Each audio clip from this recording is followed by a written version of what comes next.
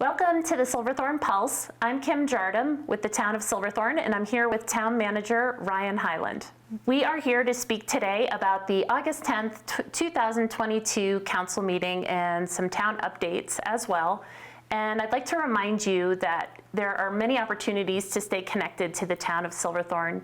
If you go to our homepage on our website, which is silverthorne.org, you will find a link at the bottom of the page that says connect with us here. And you can sign up for our numerous newsletters that are available to our community members.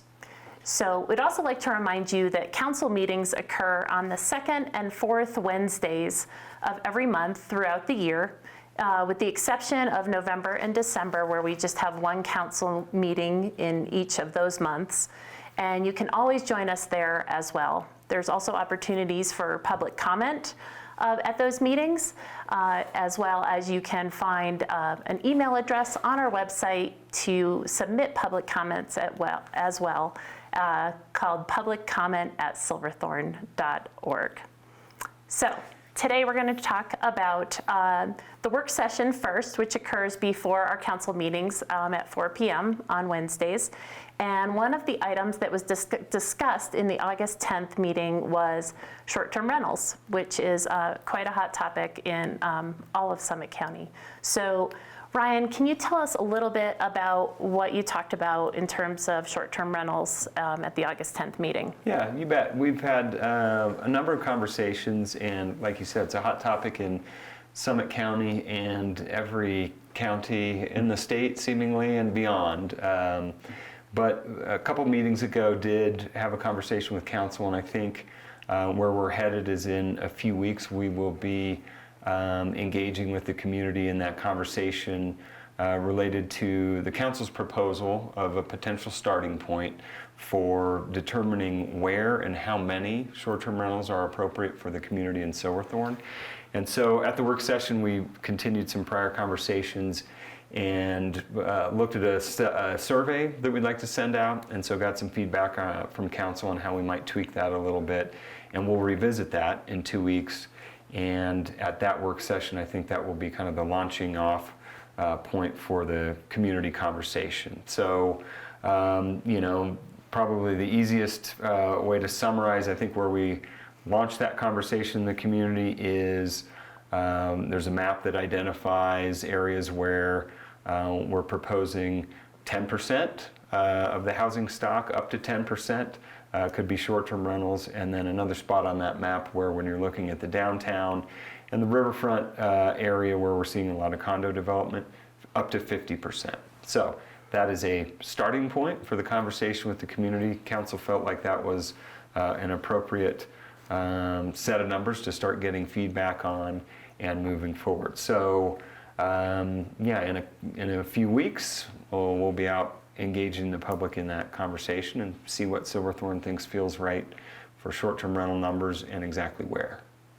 Great. So keep an eye out for that survey coming in the next few weeks for the public so we can get your feedback. Yeah, we'll be pushing that out through you know, the newsletters that you mentioned, emails that we have for water utility billing customers, property records. So we will be pushing that out to every method that we can. Great. Excellent. Another topic that was discussed during the work session is something called PFAS in the water supply. And so that was a recent news item for us and some other areas in our community as well. Can you talk a little bit about PFAS and how Silverthorne is handling the discovery of PFAS in our water system? Forever chemicals is another one of the phrases that's used when we're talking about that, and also kind of like short-term rentals where PFAS and forever chemicals are hot topics throughout the state of Colorado and everywhere because you find them in many, many places. So yeah, we had shared with our community recently, we had done some voluntary testing with the state a couple of years ago, and those results were not particularly concerning. It was identified in Silverthorne. However, The parts per trillion that the EPA identifies as problematic has been 70, and we were down in single digits. Then the EPA came out with an advisory that really changed the game, and for all intents and purposes says 0 is the new number. It's 0.002 or 0.004. And so all of a sudden, while our water hasn't changed, their advisory has changed, and potentially moving forward in the coming years, they might regulate that is a mandated number. And so Silverthorne, along with many other communities, including other water suppliers in the county who are in the same boat, we're grappling with, okay, what would be the best method to treat water and to filter that? And there's not it's not as easy as you can do at home, where you run it through a small filter. We're talking about an industrial scale operation where we're supplying water to an entire community through a number of wells. So short term, we'll continue to test to see if these numbers go down or if they're steady, and try and understand potentially where these chemicals came from. We probably won't ever know where they came from, and it's probably a historic source that could have been many years ago. But we'll start testing, and then be thinking in the coming years about how we could potentially treat that on a large scale. And then in the interim, we've got resources on the website, and so does the state and the EPA, that help folks understand if they're interested in doing some filtering at their homes.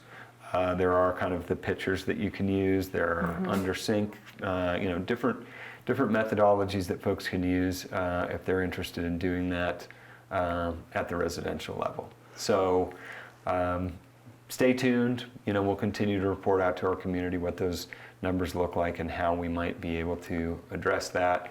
It's an expensive endeavor, so I know that the feds are making monies available to the state in the billions of dollars, and so if we do get to the point where we're looking at solutions, hopefully we can tap into some of those resources. I think you made an important point there, that our water supply has not changed. Though our water quality has not changed in any way, it's the standard that might possibly be changing. Right. And that standard hasn't even changed yet. Right. But it may. Yeah. And so we've just been given a heads up, so to speak, that Yeah. standard may be revised. Yeah, we've got great water. We meet all the standards. We test every month, and if folks want to look at our water quality report, that's available on the website too.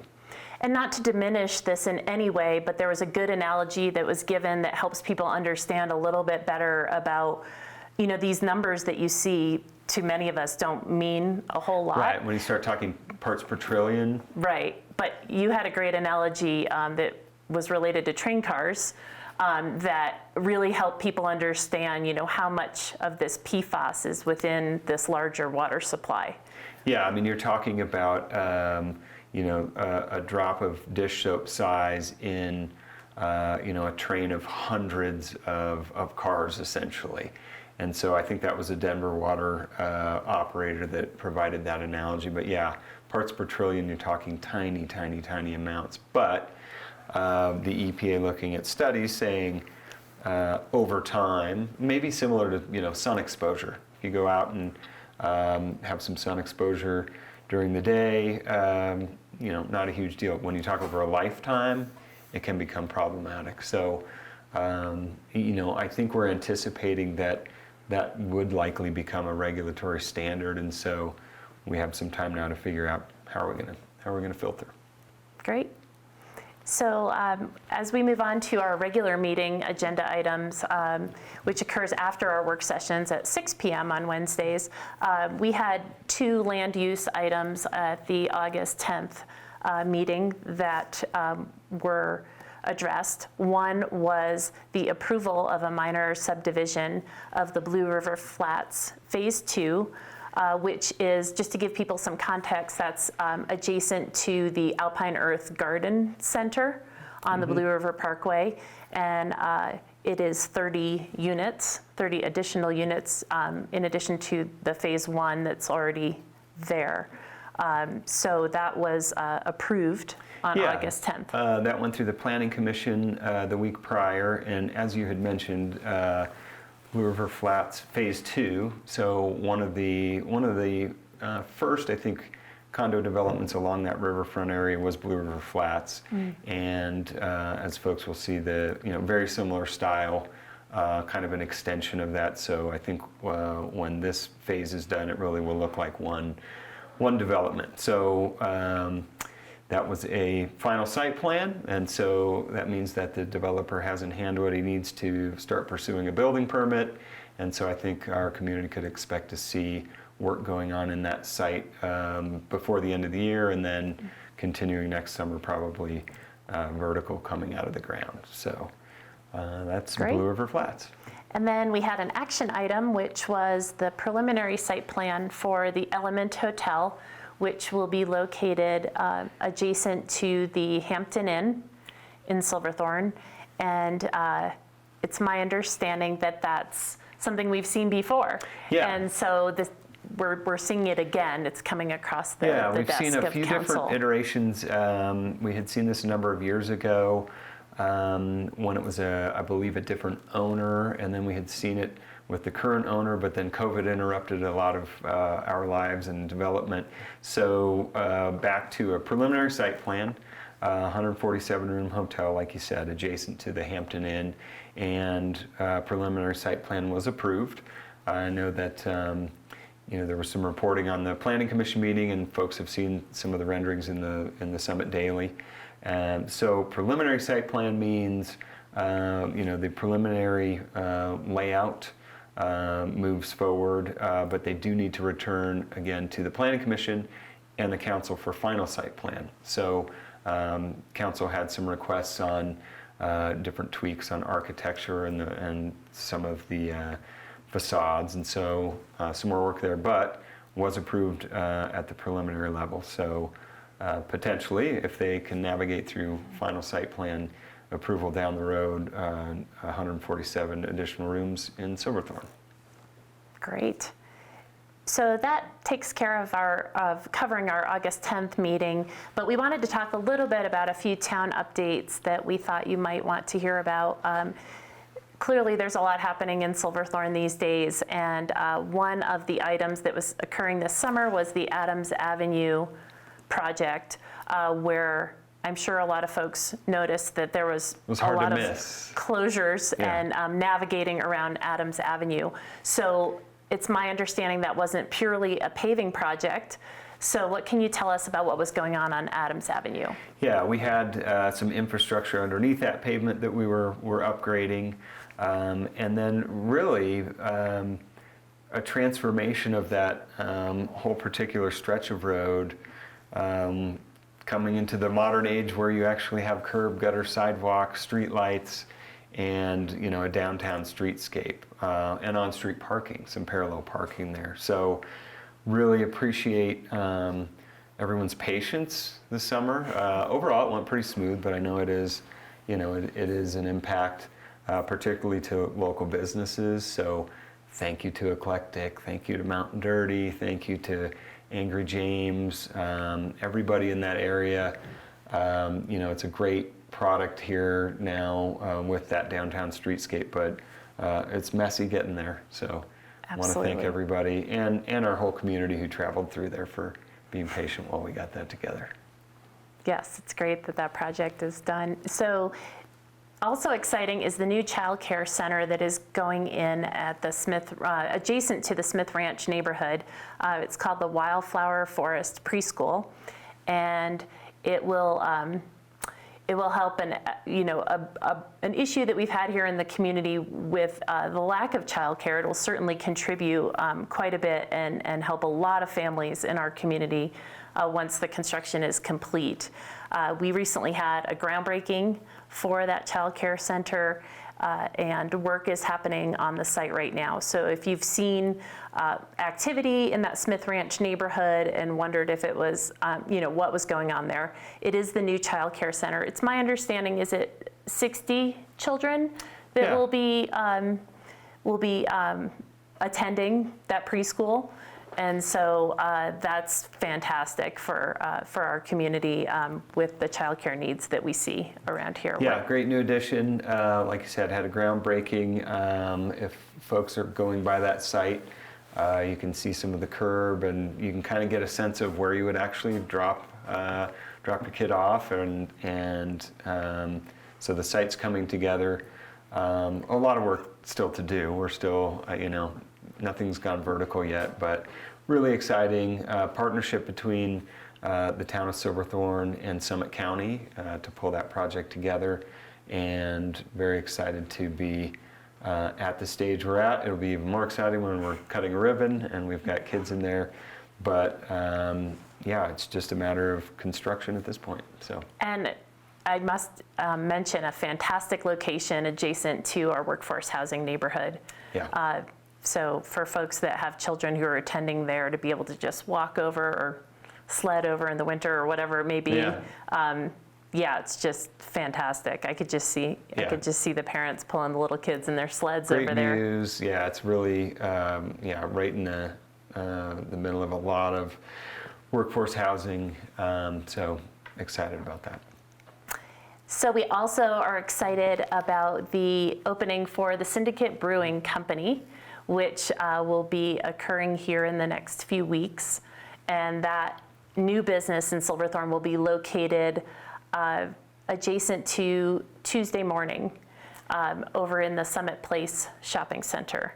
So we welcome that new business to town. We're excited to have them here. Yeah, and I think they were a recipient of one of the Silverthorne business grants, and so it's fun when we can partner in some way with new businesses, and so we've got just a little bit of partnership with a new brewery, and that is exciting. I think they've been in Silverthorne for a number of years, but not with a storefront presence. So I think folks in the community are probably familiar with Syndicate. They've seen it on tap in local restaurants and breweries, but they will have their own storefront, and very soon. Excellent. So we've also got First Friday coming up on Friday, September 2nd. Our First Friday events have been wildly popular, to say the least. This particular First Friday event will feature two bands playing at Rainbow Park.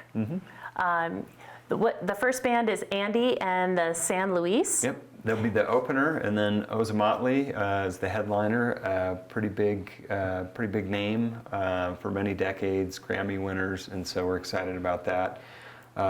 We're just coming off of a ton of music that we had at the First Friday for the block party downtown. Lots of stages, lots of bands, a lot of fun. But yeah, like you said, we'll shift back over to Rainbow Park for this one. Fantastic backdrop behind the stage there, and hope everybody can come join us on September 2nd. Excellent. And another exciting bit of news, the Art Spot, which is a new art maker space in the center of our downtown core, is coming along. We just completed a mural on that project just prior to our First Friday in August. And the mural was unveiled at our August First Friday. So can you tell us a little bit about what that space will be for? Yeah, and maybe just on the mural, I guess the mural's kind of been on display for quite a while, because everyone's had the fun of watching it evolve over the last couple of weeks. And so it's a front and center piece of property that the town purchased a number of years ago.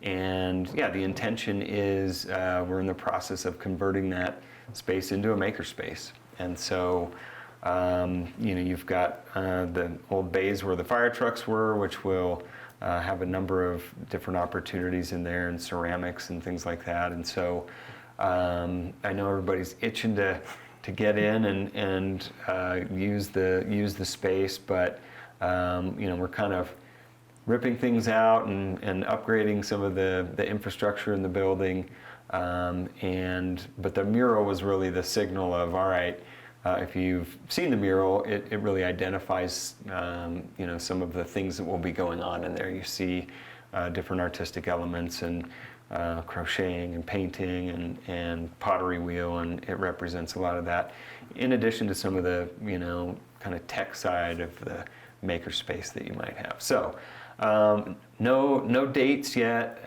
You know, it always takes a while to pull these things together, and when you're talking about construction and some of that stuff. But hopefully by the end of the year, I think maybe is a safe bet to say, you know, that's kind of the time frame we're looking at. But really excited to have that front and center in our town core. Yeah, that'll really enhance the town core. I know a lot of people are really excited about that. So that is our update for this week, and we will see you again in a couple of weeks after our next council meeting at the end of August. Sounds good. Thanks for joining us. Thanks.